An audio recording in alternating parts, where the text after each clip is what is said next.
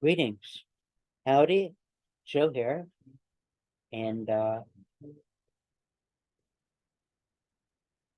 what a piece of communication, sharing from a person to another person. Hey you. Huh. Uh, but also this is an extraordinary tool and it's a way of sharing globally. And that is immense. And well, it's a magnificent opportunity to communicate. Fully.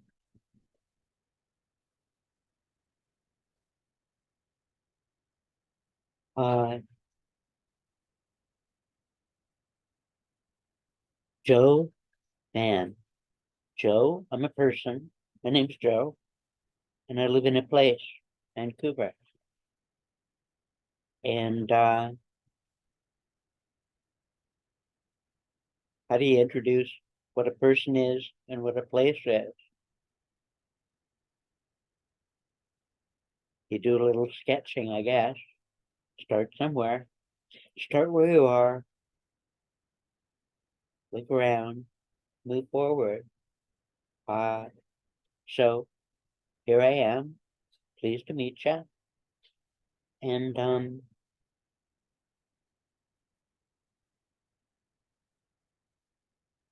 golly, uh, I'm a bit of an omnivore of ideas, perspectives. I watch a lot of stuff. So, mm, defining a person, that's there's a lot behind that. But maybe I'll start with the where and move forward from there. And I'm a bit of a photographer, and here's a picture from my hometown, Vancouver. And this is the Lions Gate Bridge. And the Lions Gate, and I guess we're known for this around the world, but Lions Gates have been a part of cities all over the world. It goes back even to Mycia, the pre-Greeks, or the ancient Greeks, as opposed to the classic Greeks. Um, I'm a bit of a scholar of um, the Greeks and the classics and of the Renaissance, the rebirth. But the Lions Gate at Mycenae, it it warrants a look-see. It goes back 5,000 years. Um, you can actually do a scout all the Lions Gates in cities around the world. Quite a few. The one in Jerusalem uh, is only about 400 years old. It was added by, I think, Suleiman of the Ottoman Empire.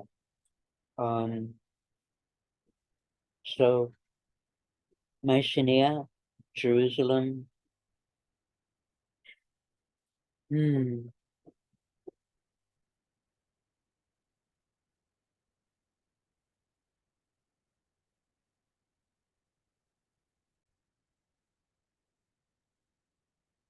Uh, the Ishtar Gate in Babylon um, has multiple lions around it. Um, and China and numerous other cultures place lions by entryways. And so it actually may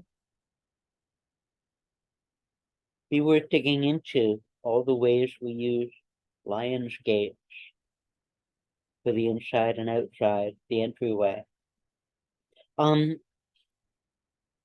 A bit about uh, Vancouver. Um, you see those mountains there? Uh, they're about a kilometer high. There's some peaks that are maybe 1,200 meters, and there's numerous areas that are under 800 meters. But the north wall of Vancouver is about a kilometer high, and it wears this blue velvet, a blue velvet wall. And northern walls might call to mind the Game of Thrones and other stories, but it is kind of beautiful. Uh, so there's mountains and there's ocean. The ocean tide comes in and out here, and it's kind of there's a change of character in the Pacific coast in this neighborhood from a regular coastline to mountainous fjords. And this is perhaps the first fjord of the Pacific. Well, on land terms, we call it the Pacific Northwest sometimes, although that's an American appellation. This is, for Canadians, it's a southwest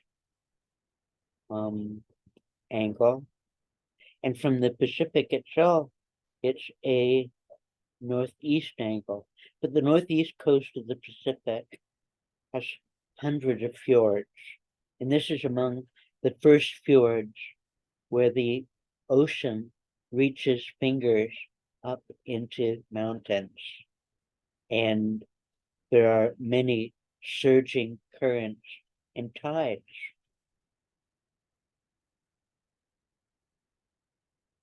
And I found out from the Port of Vancouver that inside the line of the Lions Gate, the surface area of the harbor and Indian Arm and Port Moody, it's about 57 square kilometers inside the Lions Gate line. And that's a lot of water. And it goes through a tidal surge 4 times a day, in, out, in, out. And today, the tidal surface variation is about 11.5 feet, 3.5 meters. 3.5 meters times 57 square kilometers. How many tides does it take to get to a cubic kilometer in and out?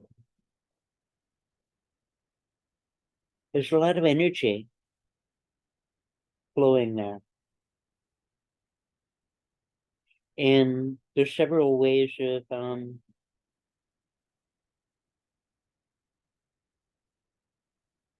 harnessing and using some of that energy. A different kind of hydropower. Been thinking about ways of generating energy, and two ideas. The base of the bridge, the pillars that hold it up, that have some underwater wing that harvest some of the tidal flow for energy. And another way of doing it might be kind of like underwater bicycle chains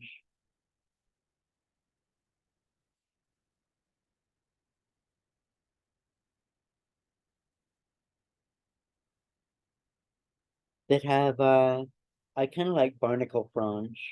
These are barnacles reach out and grab the water for food and information.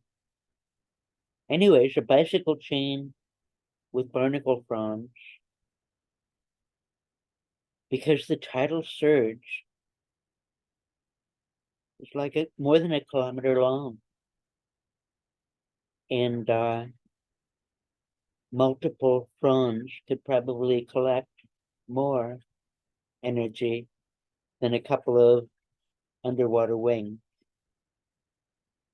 Anyway, there's actually quite a number of other ways of harvesting energy from tide. And this could be a place in which such ideas can be worked out and optimized. Another aspect of the view, oh, I'll take myself out of view for a bit. Okay, so the mountains are a kilometer high, and the tides pulse in and out. And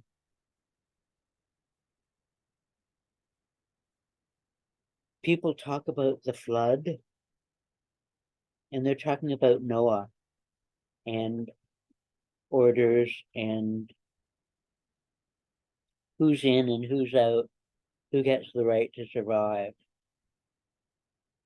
Pretty grim stuff. But for me, the flood is what happened about 12 to 14,000 years ago when the ice sheet, the ice age primary sheet melted and the ocean level rose by 120 meters. In other words, that flood didn't recede. It's right there. The ocean used to be 120 meters lower. That's about 400 feet, about this roughly the height of a 40-story building. And so the water used to be 40 stories lower quite recently and for long, long stretches of time.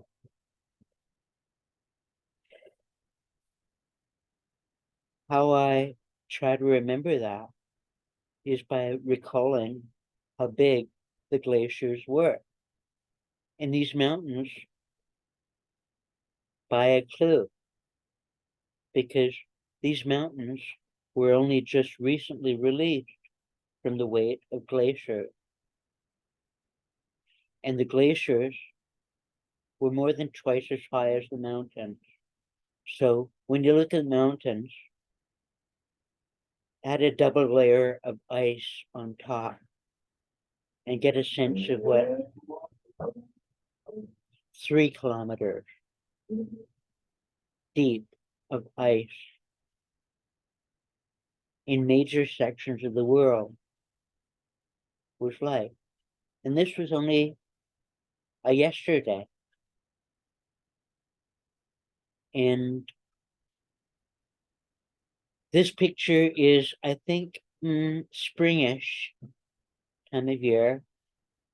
And there's still snow in the mountains, but I don't think it's fresh snow. Or some of it is. Anyways, the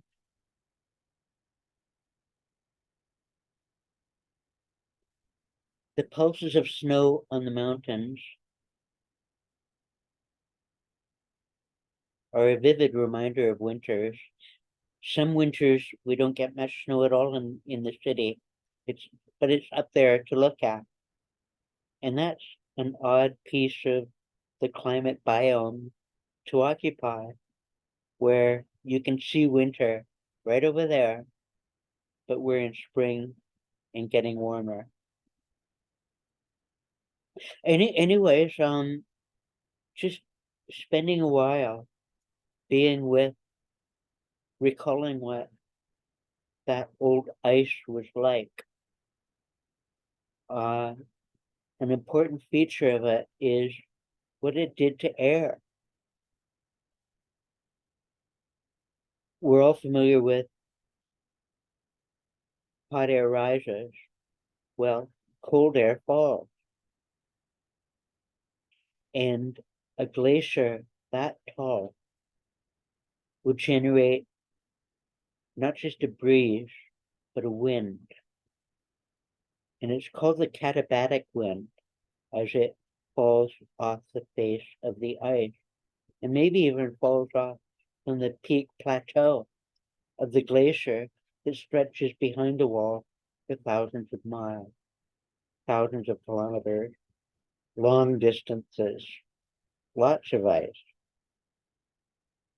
And that katabatic wind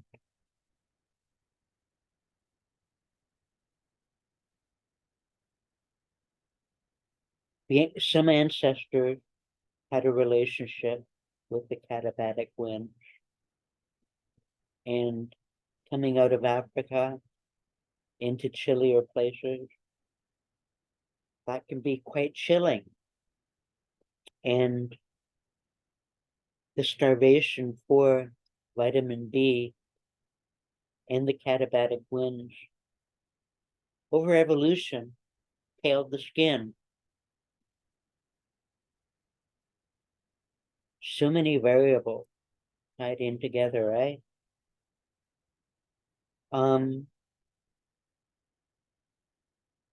So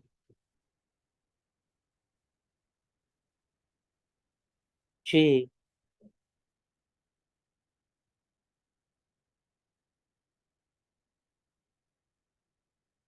underneath the water here as well, in this neighborhood, is a bit of a kelp forest. And a lot of fish breed in kelp. It's a nursery. And also a place for predation. Uh, otters. Otters, they're one of the keystone species because they go after um, anemones, bristlestones. Anyways, they like the spiny things that threaten the kelp. And so the kelp forest needs otters in order to survive. And I've actually seen otters here. When I'm in a wheelchair and sometimes like to do the seawall, a path around Stanley Park and other parts of the city. Anyways, a sea otter came out across the seawall right in front of me, less than 10 feet, less than 3 meters. And it was maybe, well, with the tail over 2 meters long. And we nodded at one another as it went into the park. Apparently, it had maybe a den or something inside of the seawall in the woods.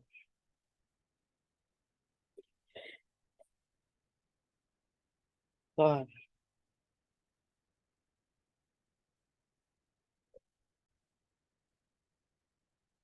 well, hey, back again. And, um, gee, so the tide, I actually take pleasure in watching the tide sometimes, as it's an external pulse of the world, but it's reminiscent of the heartbeat that I have and each of us have.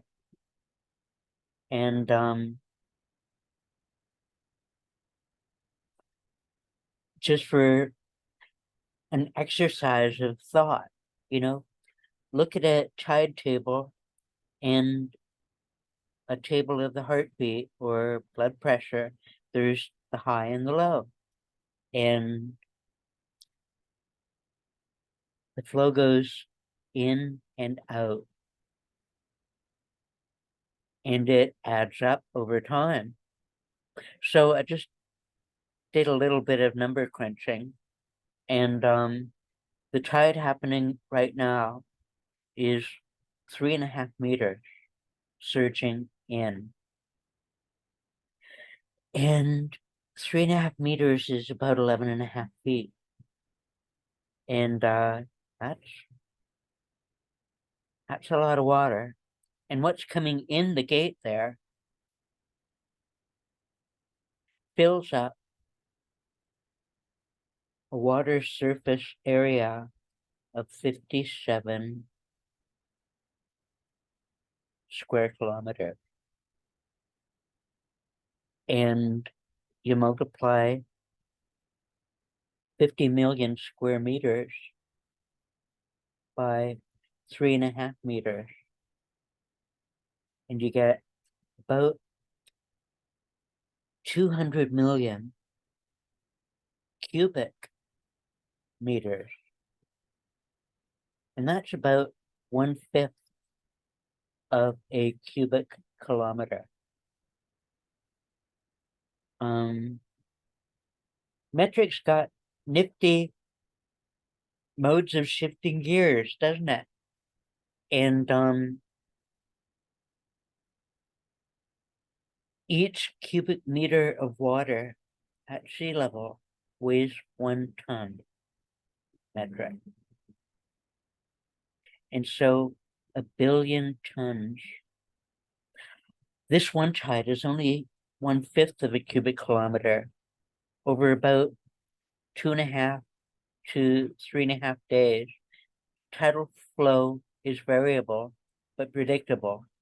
But over 2.5 to 3.33 days, that gateway gives and takes in and out a cubic kilometer. That's a whole lot of energy flow. And it can be harvested, or it can be engaged. And gosh,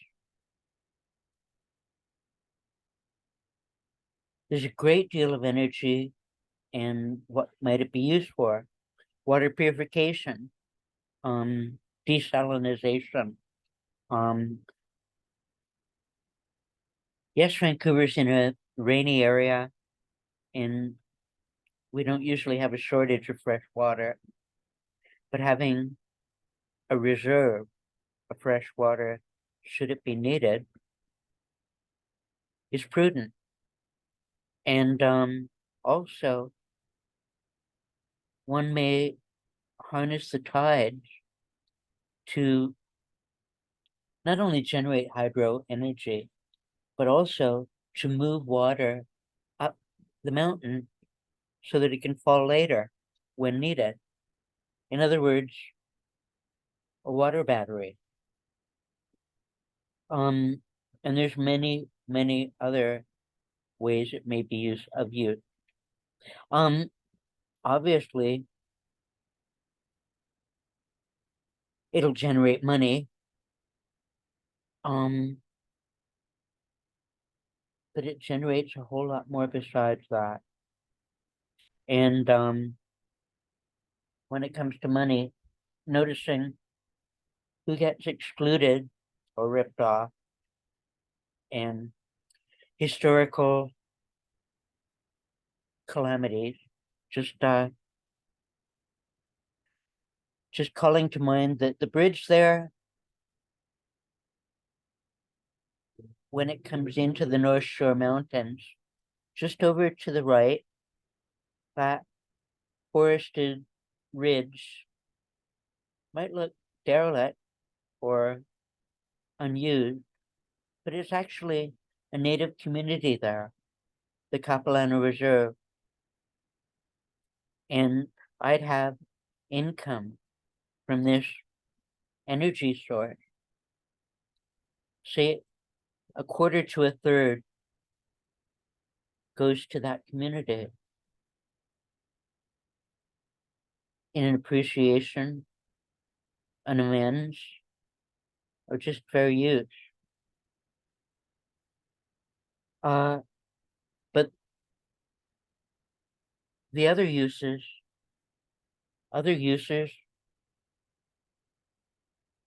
things are warming up.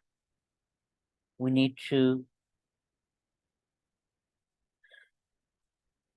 make plans to survive. And one thing in mind is that I'd like a sprinkler system for Stanley Park. In other words, a reserve of water that can be implemented to moisten a forest in the face of a threat, fire, whatever.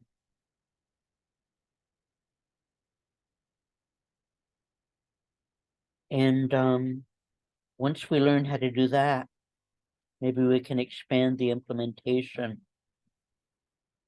to generating mist for the forest on the Blue Velvet Mountain. That'd be a much, much bigger project. But the dew falls every morning. And we can learn from and exercise that too.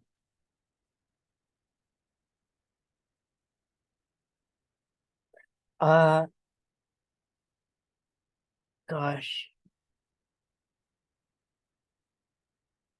not to be disjointed or fractured, but I am multifaceted. I've got lots of thoughts. And the pulse of the sea includes the pulse of trade and communication.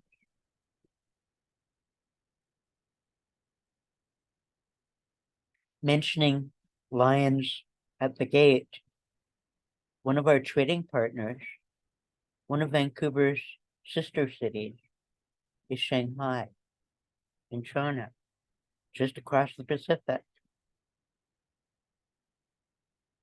And as a token of affection, they gave us a couple of lions, and they stand on a bridge at the foot of Main Street. And the bridge leaps over the railway tracks lining the port onto the waterfront. And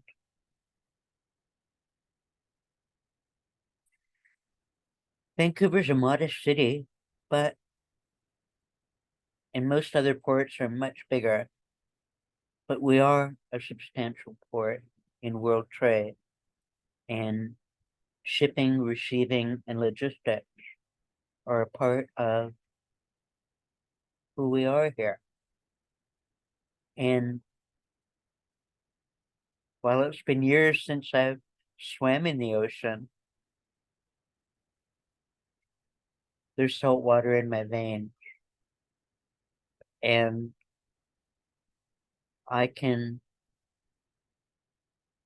be aware of trading partners and logistics is partly removing barriers to communication and trade. And so, gosh, it's kind of presumptuous thing to do. How does a citizen in a port city talk to another city across the planet with any sense of sensibility? And Shanghai is the open door to China, and they're having so many difficulties over there. And so, first to say, I know you folks are in trouble from Shanghai to Beijing, Hong Kong, and the floods and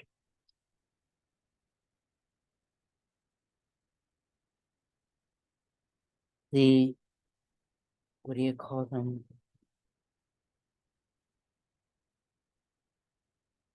Gosh, tofu dregs. Tofu dregs is a euphemism for covering over a failure of competence, and probably um, as a result of stealing and corruption and ripples of incompetence lacking correction. And how do you talk to people who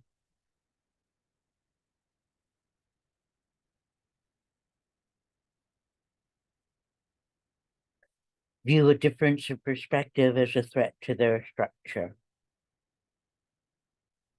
Um, I don't want to do that, but making room for correction is required in order to generate competence and further improvement. Anyways, could I maybe rattle off a few thoughts on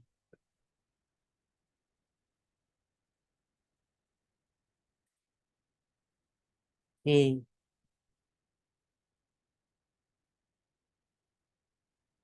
tofu dregs, repeated mistakes in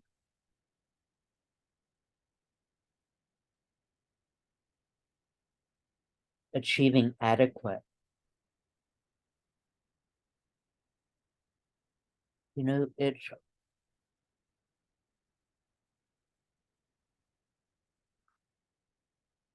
gosh, and the floods and the dams and the further floods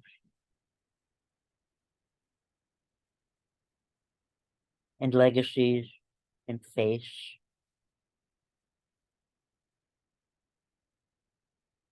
Um, Sorry for being a tad. I'll be back in a moment. Gee, uh, I can't say everything, but I can say something. And it can be disconcerting to have too much to say. It blocks anything. So I'll say a few things.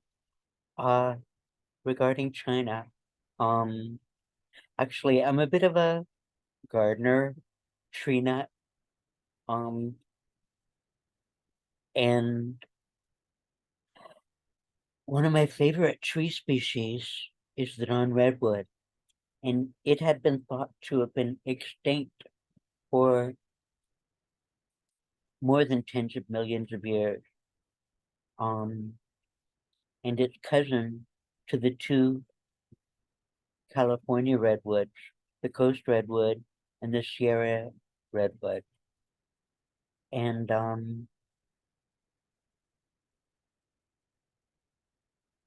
in between World War II and the 1949 Chinese Revolution, botanists were exploring the Orient um, in Himalayan valleys and all over the place. And in between 45 and 49, Dawn redwoods were discovered to be still living in a Himalayan valley. And they were propagated to botanical gardens around the world and have since been propagated around the world. A beautiful species a deciduous evergreen, which seems a contradiction.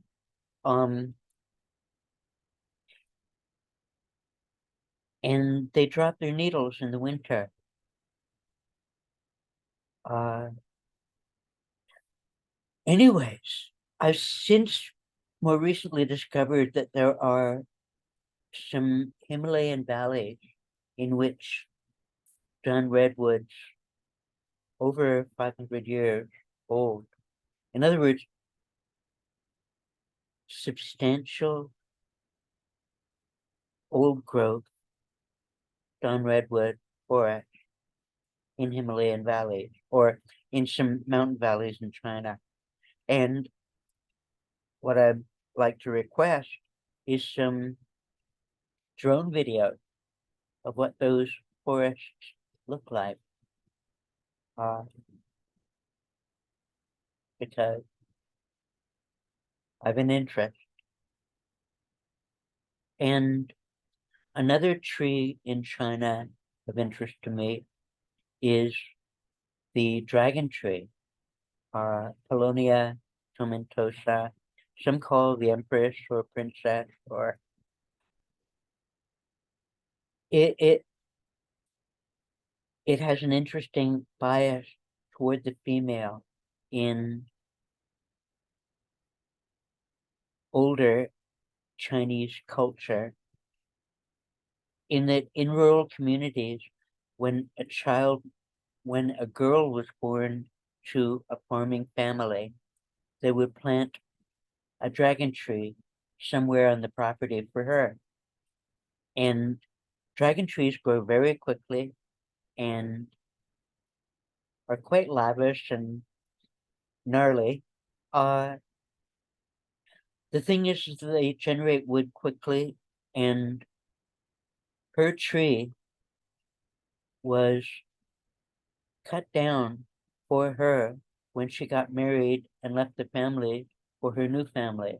And from the wood of the dragon tree was built her trousseau, furniture, kitchen stuff, all sorts of things. There's 5 minutes of chatter. Anyways, I'd like to recommend that Chinese culture become better acquainted with trees, particularly these two trees, the Don Redwood and the Dragon Tree, because I like them. Okay, trees done. What to say about floods or, oh, tofu waste, tofu dregs kind of thing, and the generation of how to resolve or talk through or get over systemic incompetence. Um, it requires a reassertion of rationality and a fresh exercise of the tool, skill, craft, art of communication, and indicating a step toward a more rigorous rationality. Uh,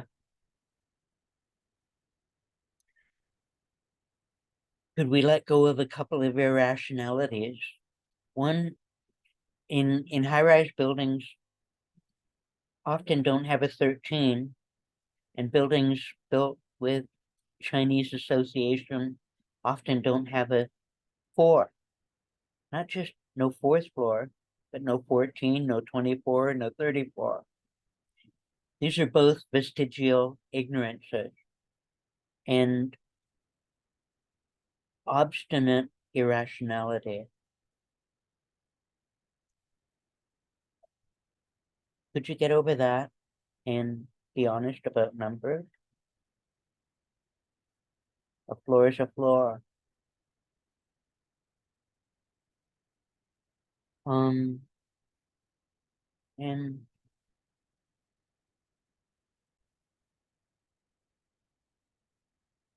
And China and others,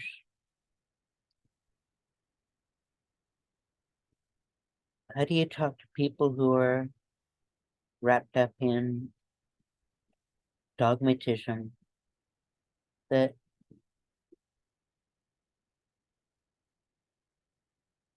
gets in the way of their perceiving something new or even variations on a theme?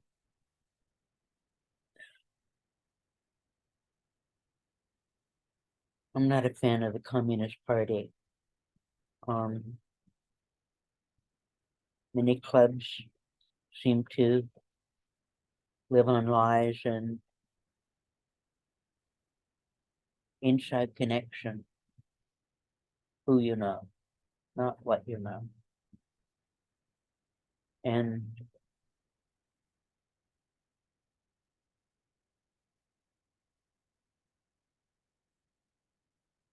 it it makes conducting an open conversation very difficult when you're second guessing what others want to hear rather than getting to the truth in need of expressing, which in and of itself is a pretty tough thing to do. Um,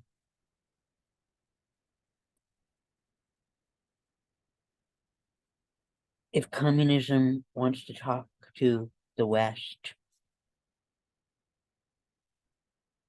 maybe get acquainted with some of our terms. What is a citizen? What is speech?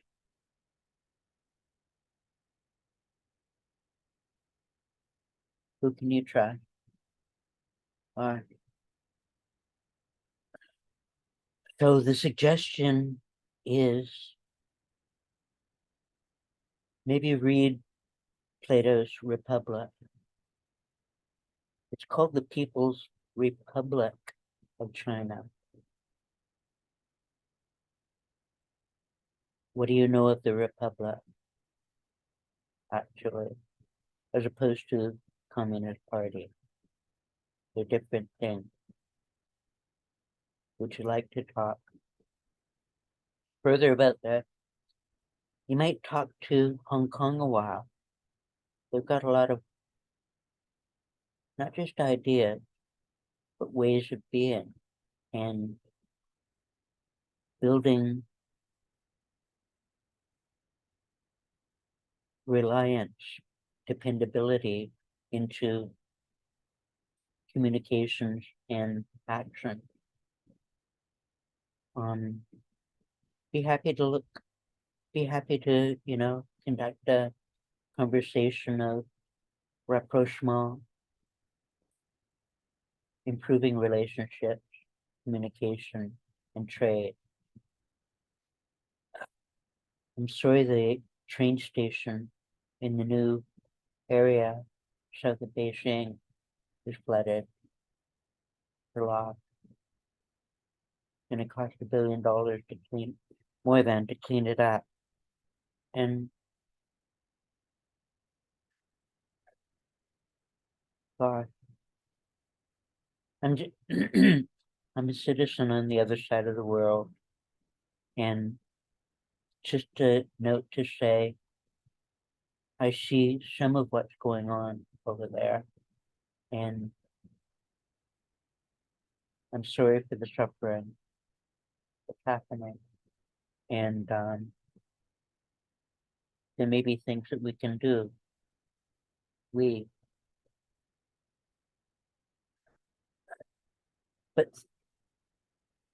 and this comes from by way of a thank you to a city, another port city, Shanghai, that gave us a gift of a couple of lions that kind of keep an eye on our port. You keep an eye on us, we keep an eye on you. Trade, reciprocity requires mutual appreciation. And a thank you for the lions at the foot of Main Street at the entrance to the harbor. And I'm slow with learning this communication style. And I'll include a picture of the Shanghai sister city lions in an upcoming one, I guess. Um,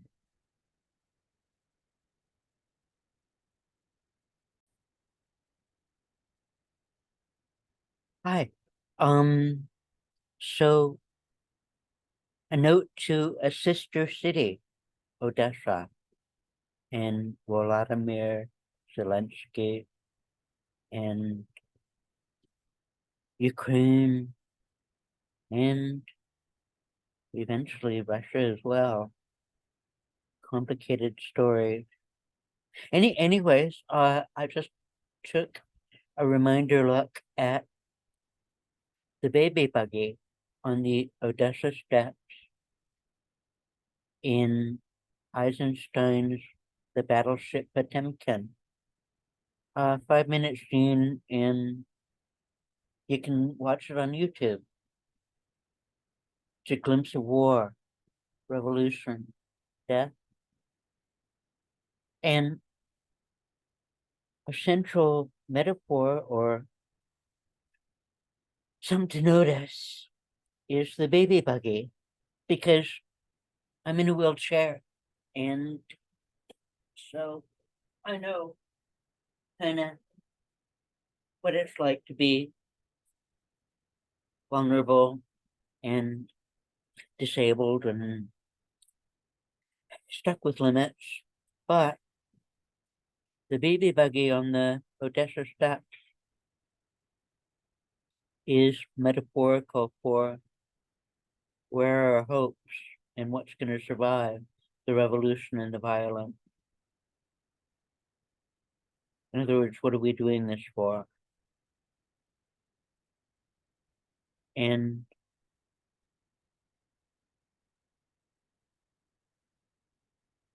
I meant to figure out a way to communicate with Ukraine. The sharing the grief and suffering and rage and accepting the responsibility to do what's required to protect and survive. And it's quite startling how the West has come together in support of Ukraine, and how also a revocation of support for Putin. Why would folks want to trade with a murderer?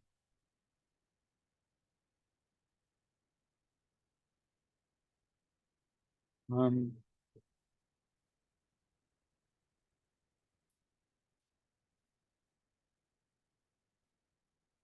Feeling a need for eloquence, but so far short of it. How can I help? Well, I got a few ideas. And they may be of use, maybe not, but untested don't know. So give it a try. Ah, try. What a word. In French, essay. Try. Um, so there's a war happening, blood being spilled, people dying.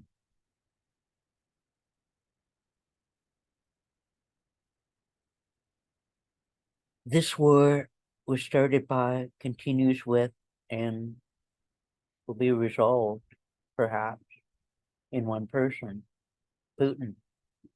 He's the one who started it. He's the one who continues it. And while I do understand numerous variables.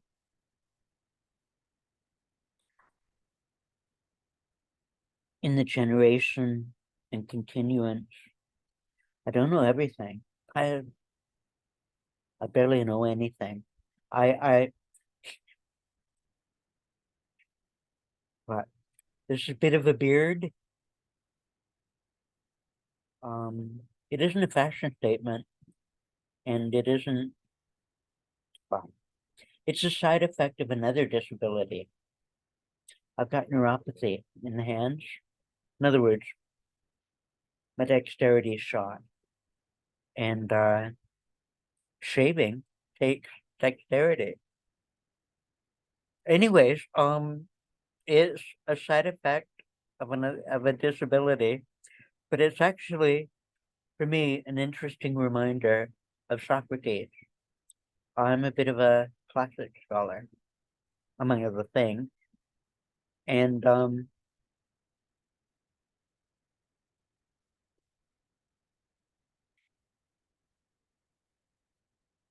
getting acquainted with particularly classic Greece, Plato, Aristotle, Socrates, um, Plutarch is one of my faves. Great storyteller, and I came to all that rather late. I would have hoped to encountered all this in high school, but not too long after. And anyways, did you know that the Greeks were great colonizers, spreaders of civilization? And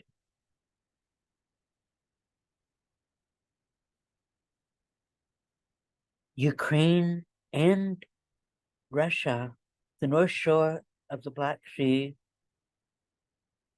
the Pontus, to some of the historical, an old historical name for that sea. Anyways, the North Shore of the Pontus was settled 70 to 90 colonies from Miletus and this is before Athens' golden age, long before Athens. They set up many colonies, and it eventually came to be known as the Bosphorian Kingdom. And voting assemblies, citizens, and kings, and not just a functional economy, but international trade. The Bosphorian Kingdom, it kind of extends primo Athens to post Rome. Like that kingdom was an extraordinary survivor, and it was a grain source for Athens, Rome, and many other places.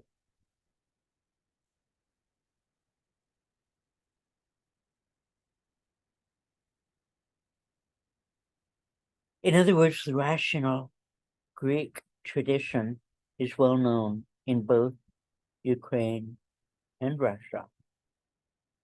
But the political form of a voting assembly for citizens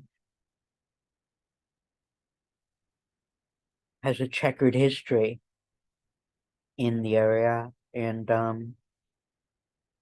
sometimes feels that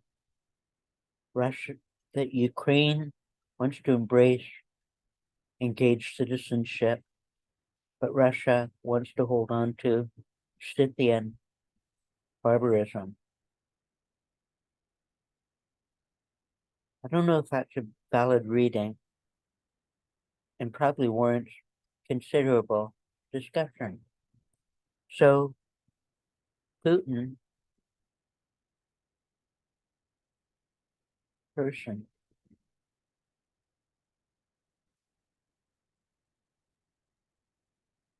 Putin, what's a few things to say?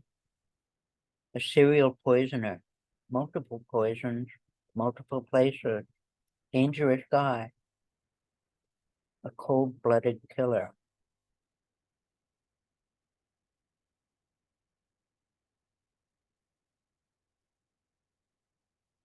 Thing is,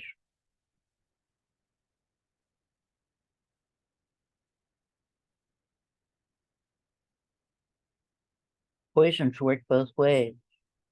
He can poison himself. He can leave anytime. Um,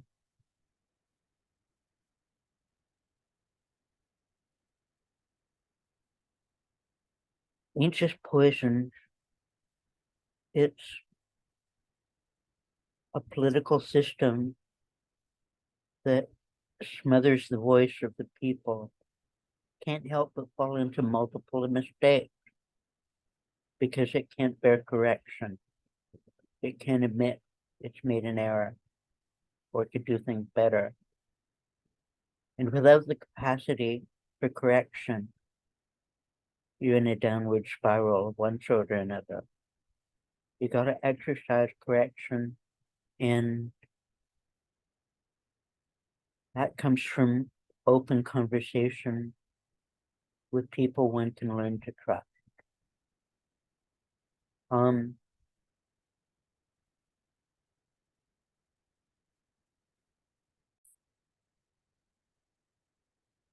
um, and error correction and conversation and the work of what the next step might be to take. Again, discussion, give and take, try a few things. But I was mentioning before the ice age that used to be sitting on top of these mountains, twice as high again, that melted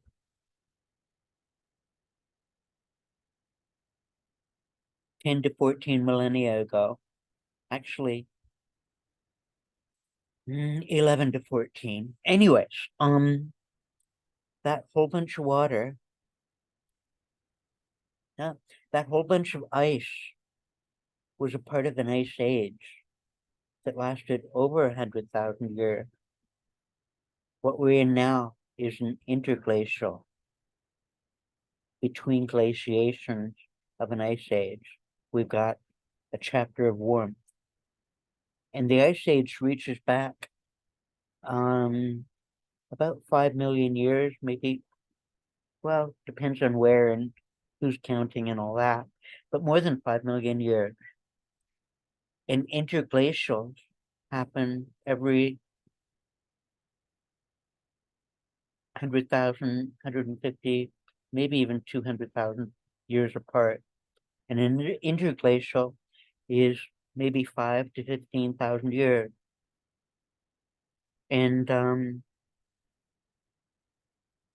the thing is that why I bring that up is that the previous interglacial, the previous chapter of melting, was about 125,000 years ago, 130, and it lasted, oh, I'm not sure, in the ballpark of around 10,000 years, maybe 13, maybe 8.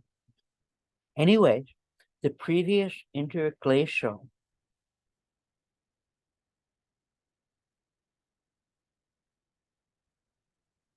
water level peaked at about 5 to 6 meters above where this is now. The previous interglacial, and there's been many, many interglacials in the last 5+ million years, but just the previous one, it was 5 to 6 meters higher. And during that interglacial, Scandinavia was an island. It was before people and before language. And so it was before the label of Scandinavia. But you know what I mean is that during the previous interglacial, the Baltic and the White Sea met on that long flat plain. And actually, I haven't calculated or checked, but the rivers of Moscow may have been subsurface at that point too. I'm not sure. The extent of what I don't know is vast. But you're in a war, you're doing murder while it's almost a feint of distraction, uh, a hunk of busyness to the side while looting and failing to notice and care for an upcoming serious problem. Vladimir Putin, you've probably been getting all sorts of information about the rising seas from St. Petersburg to, is it Murmansk or uh, the White Sea? Oh, like we were hearing from Florida high tide, the ocean is encroaching on Florida. That's as flat as St. Petersburg. And Shanghai, by the way, the biggest hill in Shanghai is 6 or 7 meters above sea level. It's on a river delta, and it warrants attention. What are you going to do? And Putin,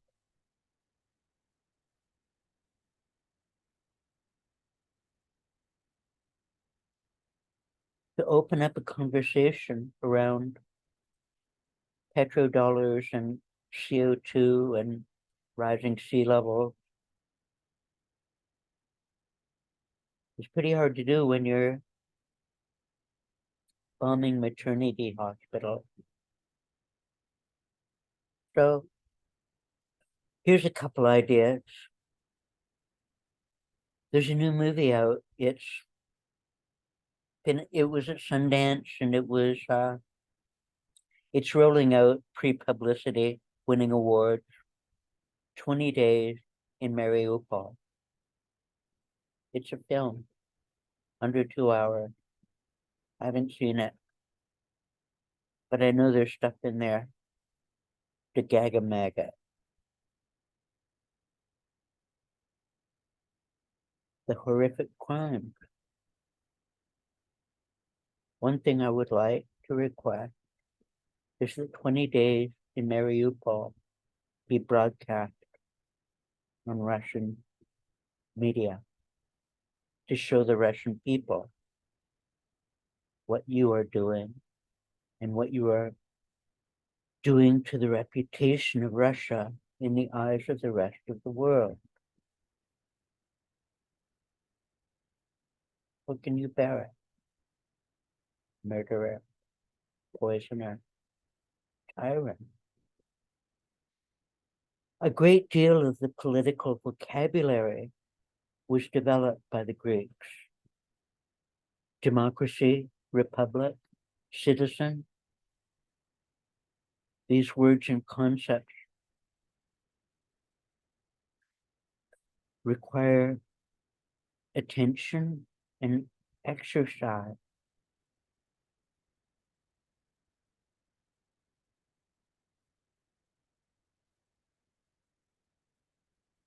The great colonies in the Bosphorian kingdom had oodles of seeds for you to exercise. Um,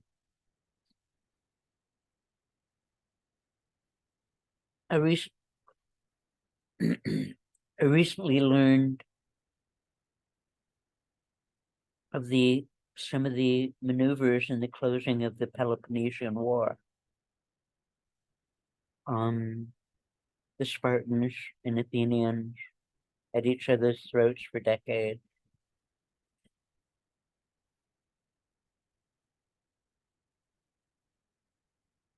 The Athenian navy was parked on the Bosphorus, the Turkish Bosphorus, not the Sea of Azaz Bosphorus. Two Bosphoruses. There's probably more. Anyways, late in the Peloponnesian War, the Athenian navy is parked on the west coast of the Bosphorus Strait through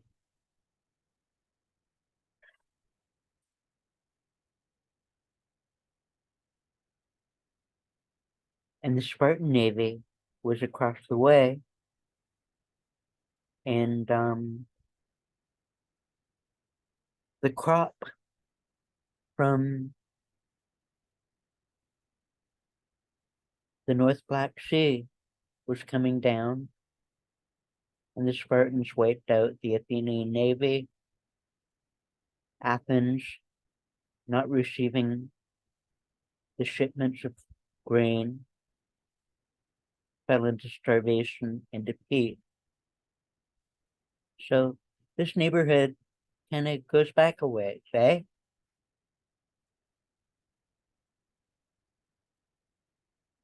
And blocking the Ukrainian grain shipments to Egypt is manipulating murders off, off the front stage to the side stage for a what? What's in it for you, Vladimir Putin? More gloat? More mayhem for others because you won't face the mayhem you make at home.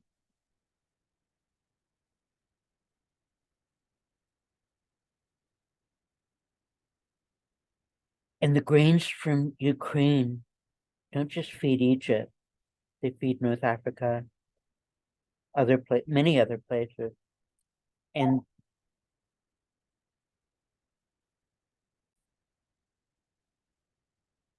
well, I'm in bed now, out of the wheelchair. The carried came to help, and I get carried visits morning and evening, and I'm either on wheels or on bed. There's limited range in many lives. This is quite a limited life, but it's a funky one and sometimes fun. Um, and blessed by beauties. The photography is actually something I took up as something else to think about beside pain, as in finding some beauty in the world can be a tonic for a bad day. But luckily I've been having good days for a long stretch, pain-wise. Um, I went through a diet change, a bit of a physical change, but the biggest change was reduced inflammation. I'm off pain pills. And for me, that's extraordinary.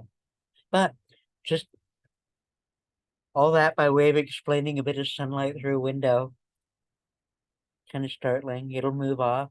The world is revolving. Um, anyway, back to chatting with Putin. What a thing to do, but here we go. Um, Kaliningrad and the University of Immanuel Kant, kind of the home of the categorical imperative. What are the foundations of morality? How can you justify what you're doing?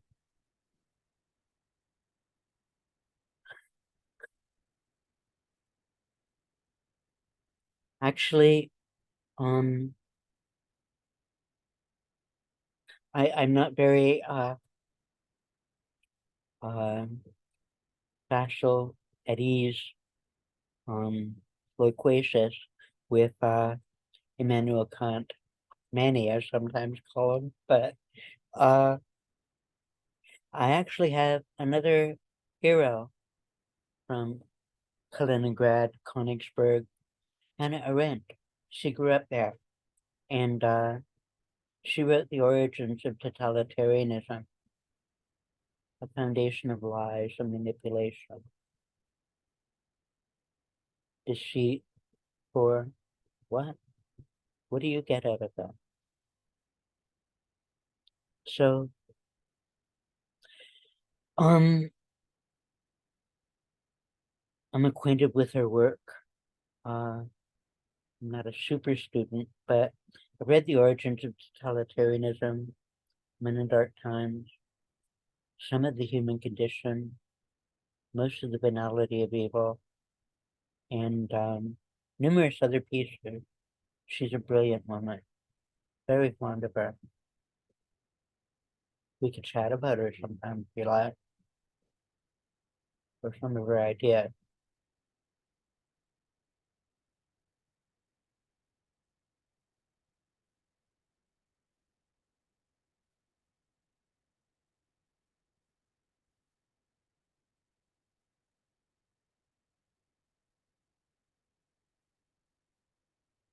What can one say about mass graves? And not only murdered children, but stolen children.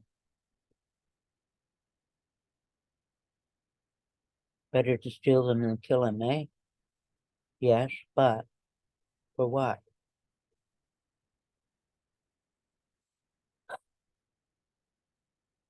Mentioning sister cities,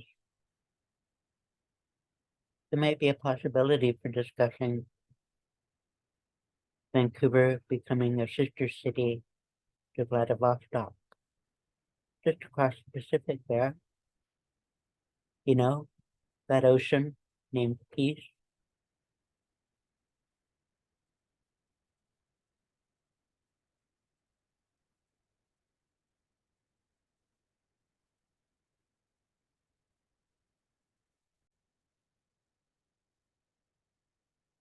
Oh gosh. Um, yes, the world shifts in moments, doesn't it? And the embrace of the light, kind of sweet. Um, so trade across an ocean named Peace. Uh, seems to me that perhaps it might have a morals rider for some, anyway. Not interested in trading with murderers and morons, you know? Ah, dishers of mayhem.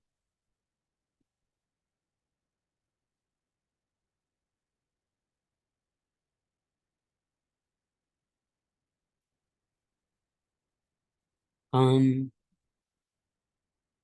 but things are solvable. We can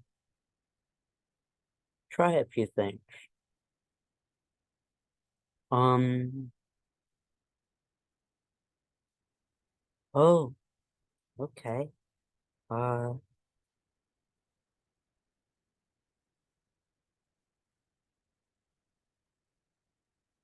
a line of thoughts. Um, in some regards, I've got a hunch that Putin actually declared a kind of failure when he bust the dam on the Dnieper, because that dam fed the canal to Crimea. And so that's, uh, if I can't have it, no one can kind of move. And it's a kind of, well, fight move of not getting what you want, frustration. And with the fall of the currency and a lot of other things, you might be feeling perched near the edge personally, windows, poisons, whatever.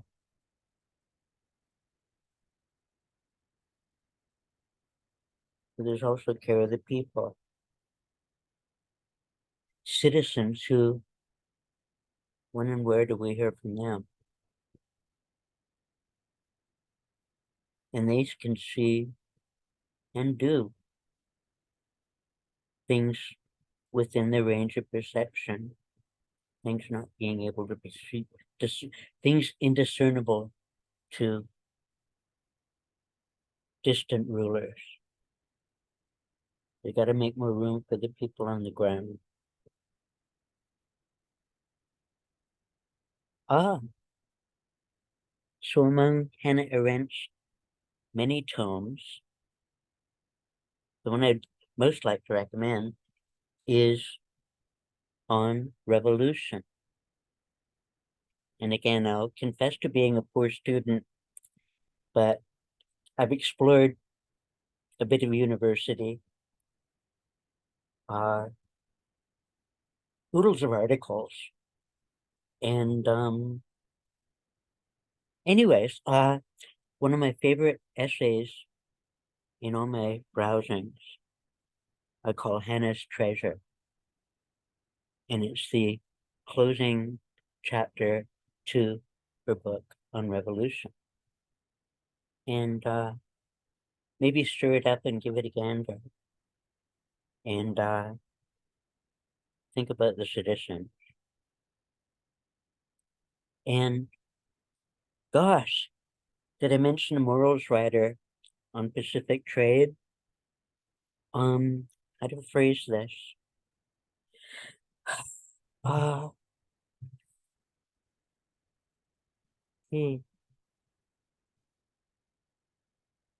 not just an openness to grace and the opportunity to exchange points of view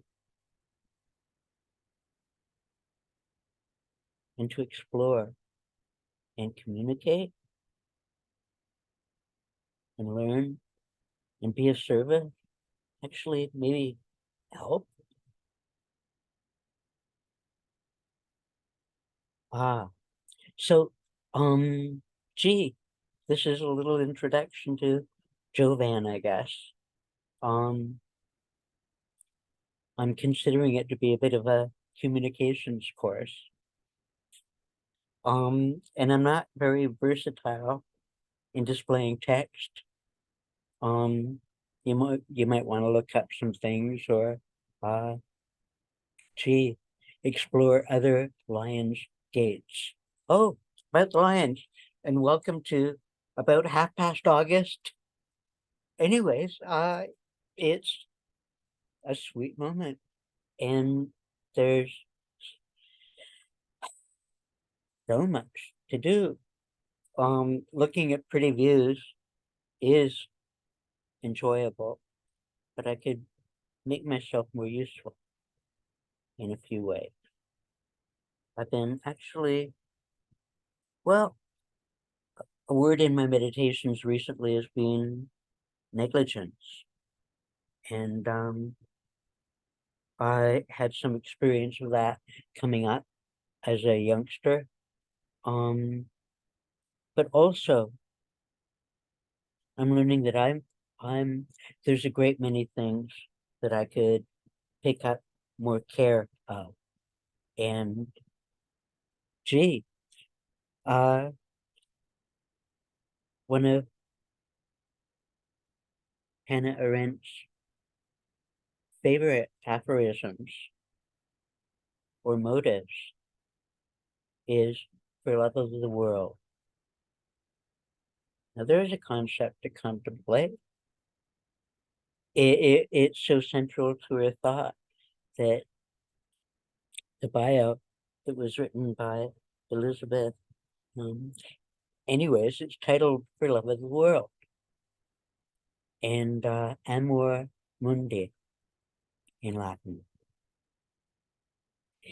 And I don't know either Latin or Greek, so I'm coming at all of this by way of English. So even that is another kind of disability, I guess. But we play the hands we're dealt. Start where you are, head forward. So Joe, funny thing is I live on Main Street in Vancouver, and this is just to let you know that there'll likely be sirens. Every once in a while, don't know, but it's part of the background here, and I don't find that at all inappropriate because there's so much going on. So the occasional siren to the background may signal a bit more, perhaps. Ah, gosh.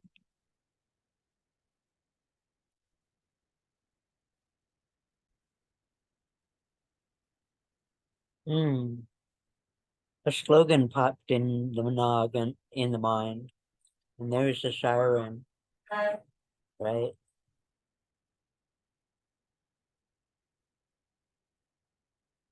So a slogan popped to mind. These slabs are not your slaves. And thinking on, you know, a morals writer on trade. Oh, and breaching that dam with the canal to Crimea, construing that as a step back actually from the war.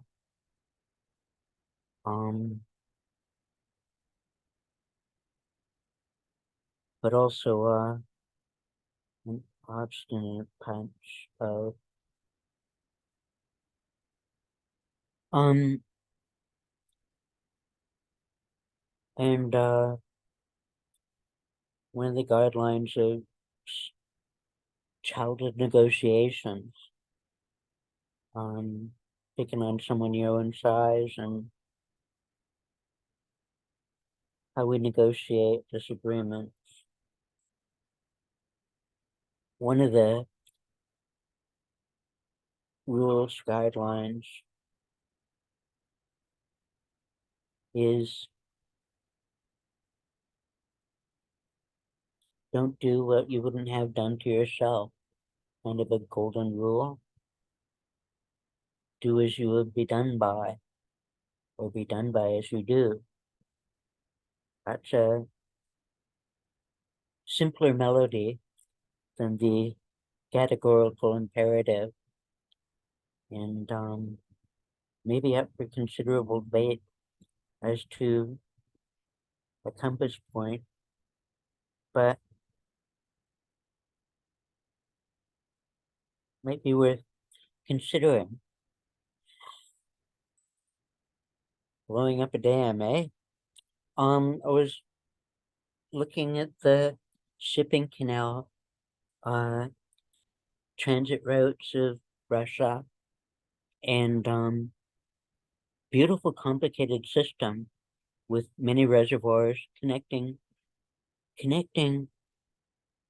the Arctic, Baltic, Caspian, and Black.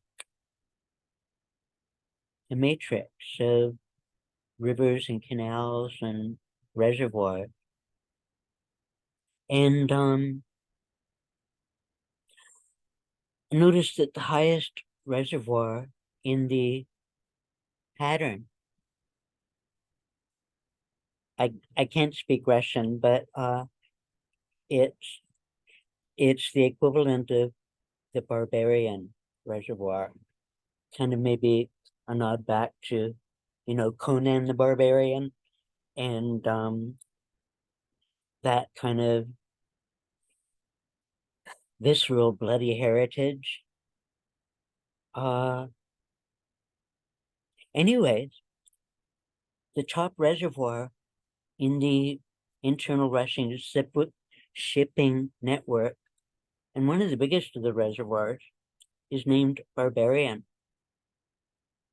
So, I think it's got dams at both ends. And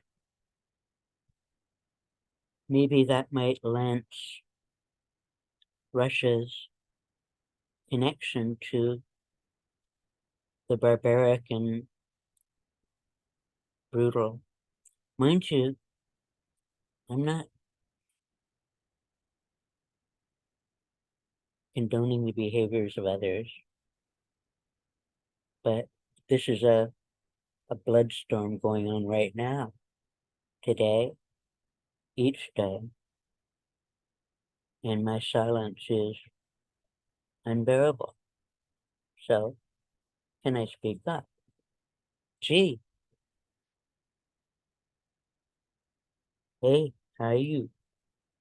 Howdy, as in honesty, open-mindedness, willingness. Do you? A handy acronym. Ah, another little something to attach. Can we talk? Um, of course that calls to mind Joan Rivers. It was her catchphrase. Can we talk? Ah. Um, and she was a fount of ridiculous joy and criticism. It's amazing how much criticism comics can get away with exercising, particularly when some compels so much silence.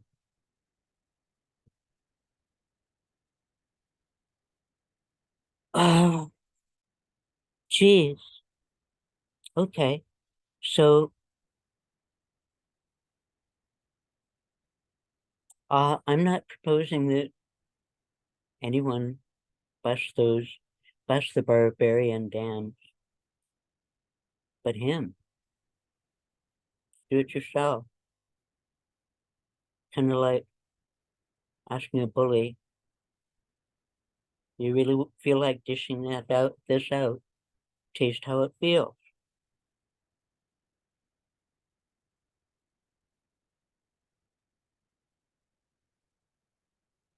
There's numerous ways to negotiate.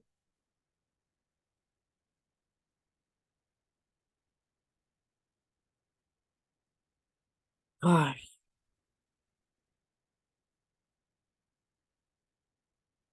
there is a much more horrific prospect of,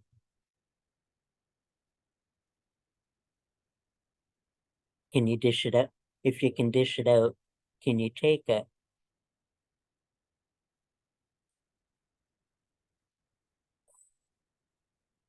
You bombed a maternity hospital.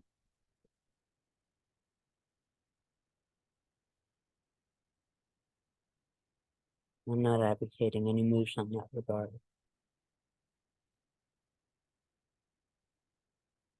I got a conscience to live with too.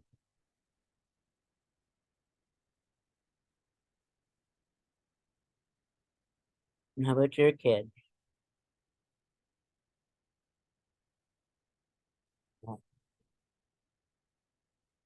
So many prohibited topics.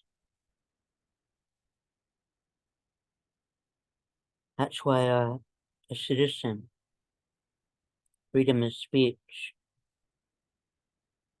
can say things actually that a government would be too smart to, maybe. And the individual is where ideas come from. although we bounce things around a lot of it comes out in play.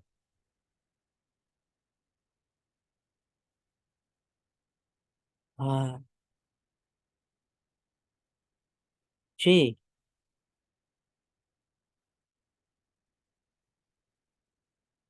uh, another siren in the background.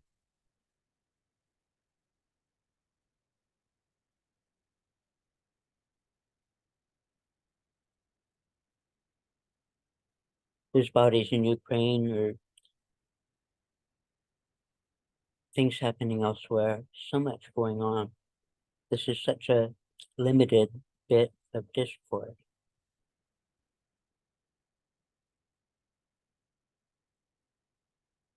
I don't know if we can set up a face-to-face, but I don't know that I want to be in the room with someone like you.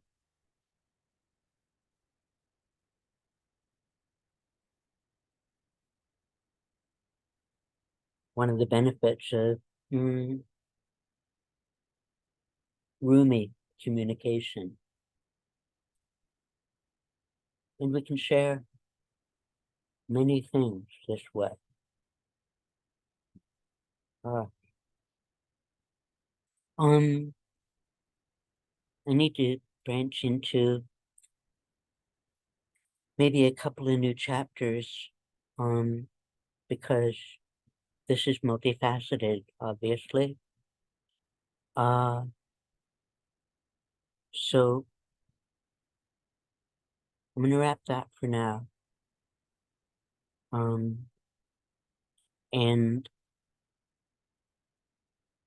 publish this and get started on the next. So back in a bit, and I'll probably have a new background at that point, among other things. Oh boy. Okay. Um, Gosh, sweet moment. The gloaming is coming on. Magic hour. Uh, the oh, um, to the magic hour, dusk and dawn are favorite moments for me, kind of thing.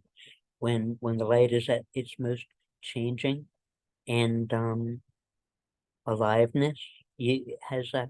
Anyways, it can be very, very sweet. And here we are at mid-August, and I forgot to mention that is that this is the time of year in which Sirius uh returns to the sky, and in late August, and along with it will be coming Betelgeuse and Procyon, three of which make up the winter triangle. And soon the companion Orion. But the return of Sirius is among other things, it was the time in ancient Egypt of the New Year. And it kind of was preceded the flood of the Nile, the annual flood of the Nile. So it was a part of the calendar. And so just to mention me in my wheelchair, it's unlikely, but if you want to do some exploring the world over the next week or two, get up in the late night pre-dawn. That's like maybe 4:30, 4 o'clock in the morning. I don't know, maybe even five-ish, but while it's still dark enough to see stars, emphatically. And Sirius is the brightest star in the sky, and Betelgeuse has been in the news a lot lately, although they both go behind the sun from April to August. And so they behind the sun in April and out in August. So you got to get up before dawn to see them. And Sirius is the brightest twinkler. Um, and Betelgeuse has been in the news a bunch lately over it might be going nova soon, or having an emphatic event. And and while you're out there in the pre-dawn, mid to late summer morning, notice that it might be a corner of life that you may have neglected, kind of thing. How the air tastes and the breeze and the changing of the light as dawn comes on and opens a new day. And just maybe give yourself that gift sometime in the next little while and say hey to the winter triangle and maybe do some learning and say so long, because on the other side of the sky, the summer triangle is kind of on its way. Oh, it'll be around a while yet, but the winter is going to be picking, peeking out of the morning side of the night. So just a little gift to share. Hope you're well. And a howdy from Jovan. Be well. Bye.